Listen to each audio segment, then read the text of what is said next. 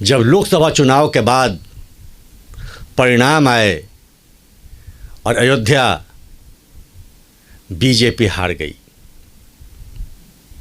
मैं पार्टी स्तर पर बात नहीं कर रहा हूँ, मैं एक सनातनी होने के नाते बात कर रहा हूँ। और तब यह लगता था कि वर्षों वर्षों तक जिस बात की प्रतीक्षा थी और जिन लोगों ने अथक प्रयास करके भगवान राम का वो मंदिर का निर्माण करवाया, और तब वह क्षेत्र जिन्होंने उसमें कड़ी मेहनत की वो पराजित हो गए। तब लगता था कि कौन सी गलती हो गई, और माने या न माने इसकी टीस, इसकी कसक तो पूरे भारत में प्रत्येक सनातनी और प्रत्येक हिंदुओं के मन में आज भी है।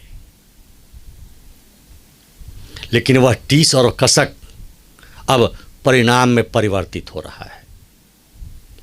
नमस्कार, मैं शैलेश कुमार, शैलेश की बात में आपका हार्दिक स्वागत है। हरियाणा के चुनाव का परिणाम आया। बहुत लोग बहुत सारी बातें कह रहे हैं, लेकिन शैलेश की बात में मैं शैलेश एक हिंदू, एक सनातनी होने के नाते कुछ बातें इंगित कर रहा हूं। और मूल रूप से अगर इस दृष्टिकोण से देखा जाए तो 3 कारण प्रमुख हैं जिस वजह से जो सनातन धराशायी सा दिख रहा था, जातियां प्रबल होती जा रही थी, एक बार पुनः सनातन ने अपनी करवट बदली है और सबके सामने यह पेश किया है कि भारत में सनातनी अभी मौजूद हैं। तो आइए उन 3 कारणों पर चलते हैं जो प्रमुख 3 कारण हैं। और उन 3 कारणों में जो सबसे पहला कारण मुझे प्रतीत होता है इस परिणाम का, वह यह है कि रामलला विराजमान हुए और उसके बाद अयोध्या का हारना प्रत्येक हिंदुओं के मन में एक कसक, एक टीस जो था, उस टीस की परिणति हरियाणा के चुनाव के परिणाम के रूप में है। लोग भौचक्के रह गए थे, ये क्या हो रहा है। और जिस प्रकार का अहंकार दिखाया गया, आप जीत गए थे, ठीक था, चुनाव में जीत हार होती रहती है, लेकिन जिस प्रकार से कुरेद कुरेद कर वो बातें कही गई, अयोध्या में हरा दिया, अयोध्या में हरा दिया, राम जन्म भूमि में हरा दिया, इसका मतलब है कि वो विचारधारा समाप्त हो गई। और प्रतीक के रूप में वहाँ के सांसद को लेकर लोग घूम रहे थे। चुनाव जीतना अच्छी बात है, आप जीत गए, लेकिन जिस प्रकार से आपने चिढ़ाने का काम किया, अयोध्या जो हारा था, उस अयोध्या के कारण जो हिंदुओं के मन में एक कष्ट थी, एक वेदना थी, चाहे किसी जात का हो, उस पर आपने नमक छिड़कने का प्रयास किया। आपको लगा कि इसको दिखाकर जात पात को और बढ़ावा मिलेगा और सनातन को ध्वस्त कर देंगे। उसकी कसक अंदर तक मौजूद थी और हरियाणा के चुनाव के परिणाम में उसकी अहम भूमिका है। बहुत सारे लोग कहेंगे बहुत विकास की बात है, ये कार्ड चल गया, वो कार्ड चल गया। सच कहें, कोई कार्ड नहीं, कार्ड चला तो सिर्फ हिंदू एकजुट हुए हैं, यही कार्ड चला है। लोग वेदना से परिपूर्ण थे, अपनी वेदना का इजहार इस बार हरियाणा में मतों से किया है हिंदुओं ने, इस वजह से यह जीत हुई है। तो पहला कारण तो यह है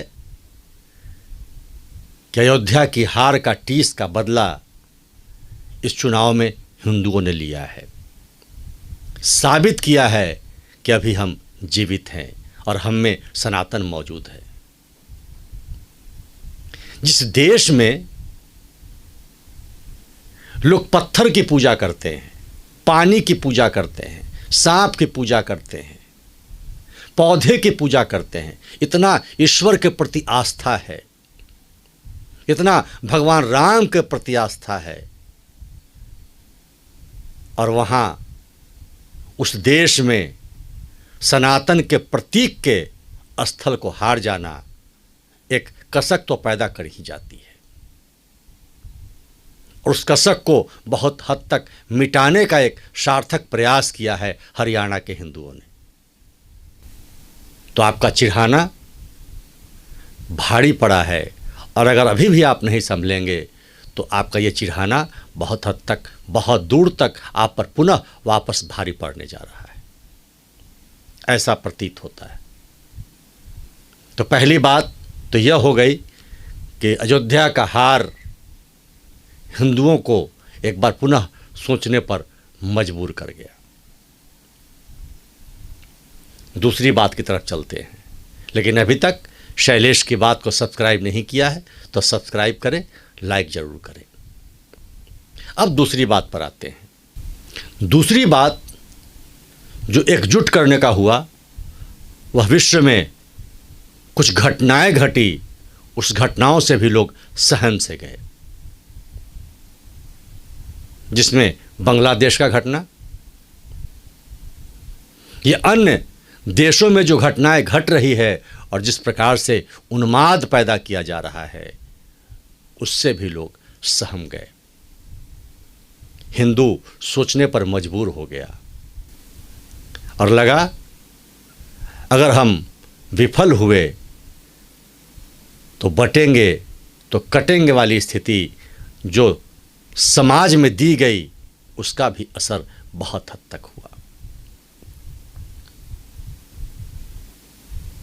और मैंने पहले भी कहा था कि भाजपा अयोध्या में हारी, उसके पीछे एक कारण यह भी था कि शुरुआती दौर में राम मंदिर से, राम से आस्था उन्होंने हटा लिया था, गारंटी पर वो कूद गए थे।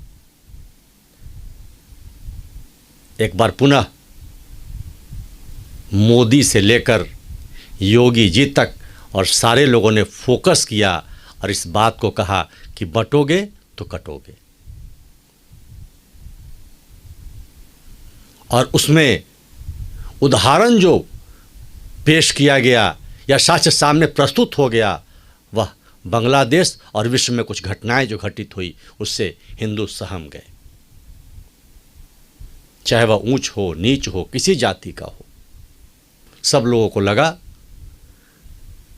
कहीं ऐसा हमारे देश में भी न हो जाए। तो दूसरा कारण, एक बार पुनः हिंदू की पटरी पर उस पार्टी का लौटना, भगवान राम पर भरोसा करना और विश्व के मानचित्र पर बांग्लादेश और विभिन्न देशों में जिस प्रकार से हिंदुओं के प्रति अत्याचार हुए, घटनाएं घटी, वह भी इस परिणाम को प्रभावित करता है। तो ये दूसरी बात है जो इस परिणाम को परिलक्षित कर गया। और अब हम तीसरी बात पर आते हैं। तीसरी बात इसी संदर्भ में है। कुछ घटनाएं अहंकारवश ऐसी की गई जिससे लगा कि कुछ लोग राष्ट्र विरोधी तत्वों के साथ खड़े हैं। ऐसे बयान दिए गए, ऐसे लोगों से मिले गए जो राष्ट्र विरोधी, भारत विरोधी गतिविधियों में शामिल हैं।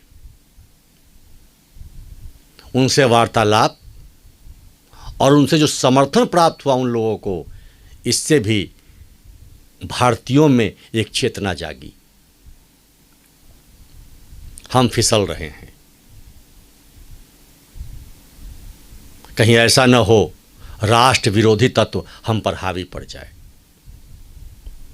और यह भी एकजुट करने में बहुत अहम भूमिका निभा गया।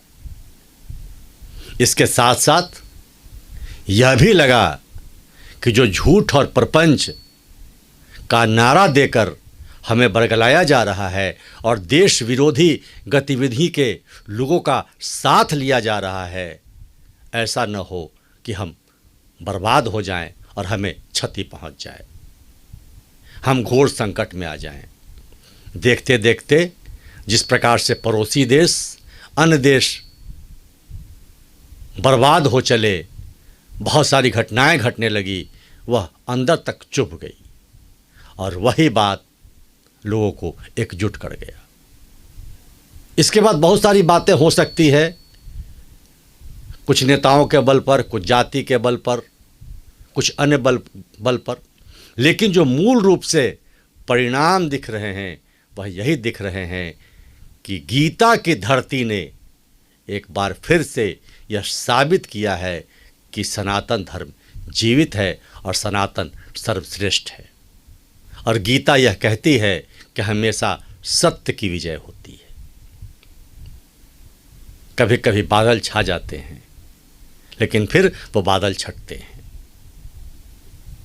तो इस प्रकार से मूल रूप से 3 बातें, पहला यह कि राम के अयोध्या हार का टीस एक बार अंदर से निकलकर मतों के रूप में आया, एक जो उदासीनता थी वह पुनः जोर लगाया गया और उसका परिणाम सामने दिखाई पड़ रहा है। दूसरी बात, विश्व की जो घटनाएं घटी, हिंदू पर अत्याचार हुए, उससे भी हिंदू एकत्र हुआ। और तीसरी बात, यह समझ में आने लगा कि झूठ और प्रपंच से हमें बरगलाया जा रहा है, बांटा जा रहा है, जो हमें क्षति कर जाएगा और देश विरोधी ताकतों को ताकत मिल जाएगी। तो ये 3 मूल कारण मेरी समझ में है। बाकी तो राजनीति के पंडित और राजनीतिज्ञ ही अपनी बात बता सकते हैं, लेकिन जो मूल आत्मा में बसती हुई बातें हैं, जिस प्रकार से एकत्र हुआ है, लोगों का साथ आना, सबको नकार देना और एक जगह हो जाना, यह प्रदर्शित करता है कि हिंदू एक बार सोचने पर मजबूर हुआ है और उसने इसका परिणति अपने मतों से दिया है। शैलेश की बात को अभी तक सब्सक्राइब नहीं किया तो मैं पुनः कहूँ, सब्सक्राइब करें, लाइक करें। अगले एपिसोड में पुनः मैं आपके सामने शामिल रहूँगा। आपके अपने मत भी हो सकते हैं, आप उसका भी स्वागत है।